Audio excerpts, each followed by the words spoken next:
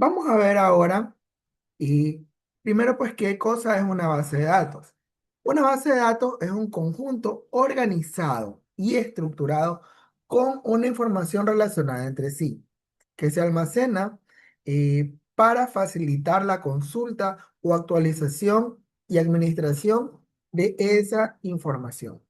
Por ejemplo, ustedes acá en la universidad eh, tienen información por todas partes que caminan, pues no. Por ejemplo, esta universidad almacena información de quiénes, de los estudiantes, de los docentes, de las asignaturas, de las matrículas, de las calificaciones, del personal administrativo. Todos conforman una universidad, del personal de servicio, del personal de seguridad, ¿verdad? Entonces, toda esta información va construyendo una base de datos. Dentro de esta base de datos tenemos múltiples cuestiones. Dentro de esas múltiples cuestiones, pues tenemos lo que es un modelo de entidad-relación. El modelo de entidad-relación es una representación gráfica que permite diseñar una base de datos antes de crearla. Esto obviamente lo podemos hacer la creación en Microsoft Access, MySQL o SQL Server. La finalidad del modelo de entidad-relación es mostrar cómo se relacionan los diferentes elementos que conforman una base de datos. Los tres principales elementos eh, de un modelo de entidad-relación son las entidades, los atributos y las relaciones. ¿Qué cosa es una entidad? Pues bueno, una entidad es cualquier objeto, persona, lugar o elemento del cual se desea almacenar información. Por ejemplo, eh, en la dentro del sistema de la universidad podemos tener la entidad estudiante, la entidad docente, la entidad carrera, sí, la entidad asignatura. Pero si estamos en un hospital, porque estudian medicina, ¿cuáles serían las entidades de ese sistema? Pues bueno, en un hospital podría ser paciente, médico, especialidades, este, y fármacos que se le administra, ¿verdad? A esos pacientes para saber quién fue el médico que administró tal o cual fármaco al paciente. Tenemos que tener también esa entidad médicos. Si estamos en una biblioteca, necesitamos también saber que para esto nosotros, si tengo una biblioteca y en esa biblioteca es mi sistema, yo debo de saber que mi entidad puede ser el libro, el autor, el género al que corresponde.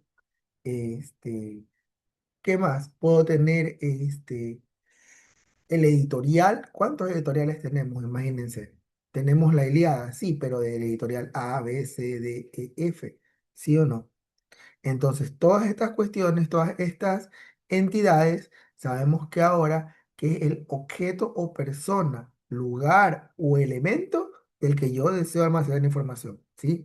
De la editorial, quiero saber quién es el propietario de la editorial, quién es el representante legal, cuál es el RUC, a quién le debo de pagar, qué tipo desde qué año está con nosotros. Entonces, esa información pues, es la que almacena una entidad. Pero cuando tratamos de una entidad, este, esa entidad de la que hablamos hace un instante, tienen atributos. Por ejemplo, este, si estamos hablando de que el sistema que vamos a hacer es de una universidad, y esa universidad tiene una entidad que es un estudiante, entonces ese estudiante tiene atributos. ¿Cuáles son los atributos de un estudiante, de todos ustedes? Por ejemplo, ¿qué los hace únicos e irrepetibles? Su número de identificación, ¿verdad? Que viene siendo el número de cédula. Obviamente puedo tener 500 personas con el mismo nombre, 500 personas con el mismo apellido, pero con su número de cédula solamente puedo tener un solo estudiante, ¿verdad? No puede haber repetido porque nadie le puede prestar el número de cédula a nadie. Entonces, tenemos ahí lo que es el atributo. Puede ser cédula, nombre, apellido, dirección, correo electrónico.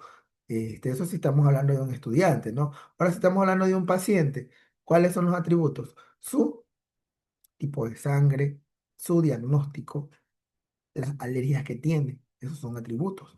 Yo tengo que saber que este paciente, el paciente este, Juliana Cáceres, no puede ser administrada con penicilina. Entonces, esa alergia es un atributo de esa paciente. Estamos. Entonces, sabemos perfectamente ahora que una entidad tiene esos atributos, ¿sí? Ahora, dentro de todo esto, nosotros también tenemos otras opciones que observar, como por ejemplo, este, las relaciones. Un estudiante se matricula en una asignatura, ¿sí o no? Entonces, ese estudiante que se matricula en una asignatura, sabemos que el estudiante tengo que tener una tabla para el estudiante, una tabla para la matrícula y una tabla para la asignatura. Y luego, pues, relacionarlas entre sí. Dentro de toda esta información, dentro de todo este bagaje, también tenemos lo que es un campo. Un campo es la unidad mínima de información dentro de una tabla. Habíamos hablado que la tabla estudiante pues tiene los atributos que son número de cédula y esto que lo otro, ¿verdad? Entonces, ese atributo eh, es donde nosotros vamos a empezar a almacenar el dato sobre ese registro. Por ejemplo, dentro de la entidad estudiante tenemos los atributos de cédula, nombres, apellidos, ¿verdad? Entonces, ese atributo de cédula, nombres, apellidos va a ser almacenado dentro de un campo. El campo cédula, el campo nombre, el campo apellido. ¿Ya? Todo esto de aquí vamos a irlo analizando porque es importante que sepamos diferenciar, no hagamos una sola confusión, porque después nosotros eh, a lo que vamos a desarrollar, el ejercicio, la actividad, podemos tender a confundirnos, ¿sí? Sobre todo cuando son las primeras veces y entiendo que esta explicación a veces es muy compleja porque tantos conceptos es difícil de comprender. Acuérdense que cuando nosotros nacemos solamente nacemos y hasta para que de ahí en adelante todo lo que hemos logrado aprender, realizar es ganancia, ¿verdad? Porque no nacemos aprendiendo absolutamente nada, así que esto no tiene tampoco una complejidad si le ponemos el amor al estudio, ¿ya? Ahora, cuando usted ya tiene en su entidad identificado los atributos de esa entidad y ya usted sabe, y ha llenado o creado su tablita y tiene sus campos, entonces eh, usted va a guardar el conjunto de datos a una sola entidad en una tabla. Entonces, por ejemplo, usted viene y guarda todo eso, eso se llaman registros, ¿sí? El registro número 58 corresponde a Yulisa Pérez, y resulta que ella pertenece a la carrera de pedagogía de las matemáticas, tiene tantos años y su estado civil es casada. Entonces, ahí tenemos el registro de Yulisa, ¿ya? Cuando nosotros estamos creando nuestra base de datos, cuando nosotros estamos creando nuestra base de datos, voy a poner como ejemplo Access. Cuando nosotros estamos creando nuestra base de datos, por ejemplo en Access, nosotros nos podemos ir dando cuenta y vamos a ir evidenciando que los datos tienen diferentes tipos de información. No es lo mismo almacenar el dato de un nombre o un apellido a almacenar el dato de una fecha y una hora, porque el tipo de datos es diferente. Vamos a analizar esta cuestión. A ver, cuando usted está cuando usted está recién va a empezar a crear su base de datos. Ya usted ha hecho el análisis, usted está pensando qué es lo que va a desarrollar, ¿verdad? Entonces, ahí usted se va a dar cuenta de que tiene múltiples opciones para definir un dato, ¿ya? Por ejemplo, si usted va a poner un nombre o un apellido, eso es un texto corto. Si usted va a poner eh, causas de ingreso de un paciente, eso tiene que ser un texto largo, ¿verdad? Si usted va a poner, va a hacer una compra de $50, eso pertenece a un tipo de dato de número, ¿verdad? Porque son 50. El carácter 50 no es lo mismo que el texto 50, el carácter de número, ¿verdad? Entonces nosotros tenemos que saber qué es lo que vamos a ir poniendo, la fecha, hora. Entonces, todas estas cuestiones que nosotros vamos almacenando y vamos desarrollando, tenemos que saber almacenarlos dentro del tipo de datos adecuado. Cada una de, cada uno de los campos tiene propiedades. Uno de los principales, pues, es el tamaño del campo. No puedo decir que le voy a poner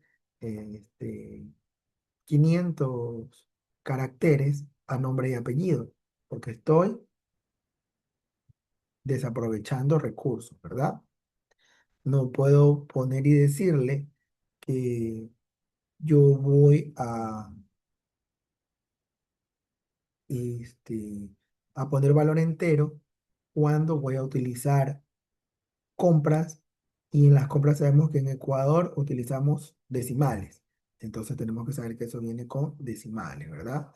Nadie tiene, cuando usted le pide número de hijos, no le puedo poner decimales. ¿Por qué? Porque nadie tiene 4.3 hijos, ¿verdad? Un hijo es entero, ¿sí o no? Entonces todo eso tenemos que ir poniendo y saber pensar cada una de las cuestiones porque a veces se nos va de la mano, ¿verdad? Lo mismo el tipo de formato, ¿no? Define la forma de presentación de esta cuestión. No es lo mismo una cosa que otra, tenemos que aprender a analizar eso. Bueno, entonces, ¿qué es un campo? Pues bueno, dentro de el campo, nosotros podemos poner varias cuestiones. Y el campo nombre, el campo fecha de nacimiento, el campo correo, debemos definirlo de una manera que tiene que estar especificada desde un inicio. ¿Ya? Tenemos la clave primaria. ¿Qué cosa es la clave primaria?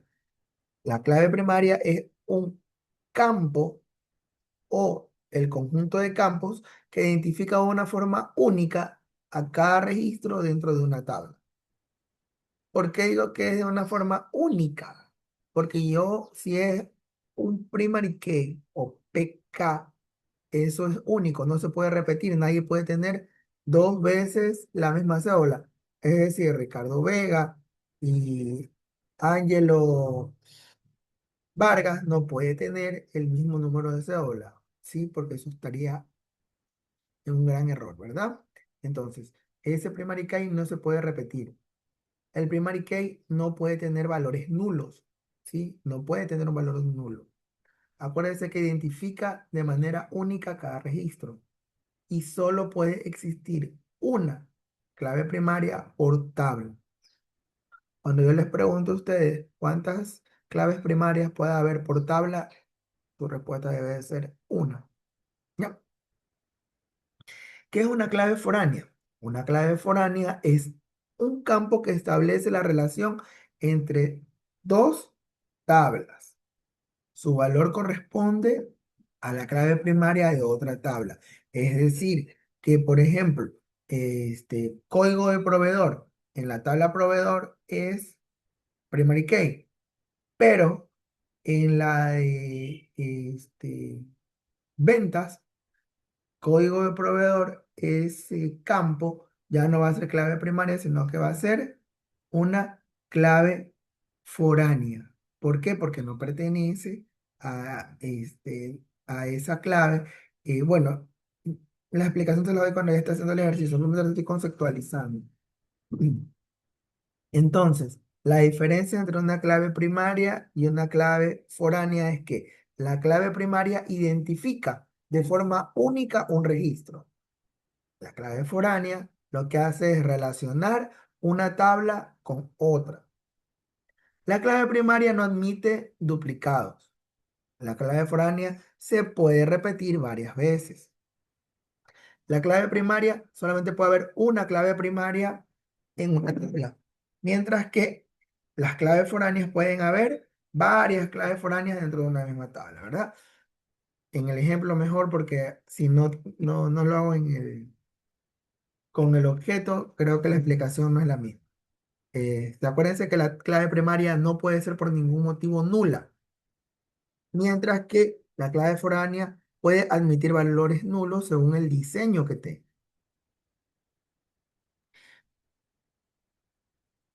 Estos conceptos son básicos a la hora de analizar una base de datos. Nosotros no podemos lanzarnos a hacer una base de datos si no hemos visto primero cada una de estas cuestiones. Ahora espero pues que me digan qué entendieron de cada una de estas cuestiones y me hagan un pequeño resumen ahí en los comentarios.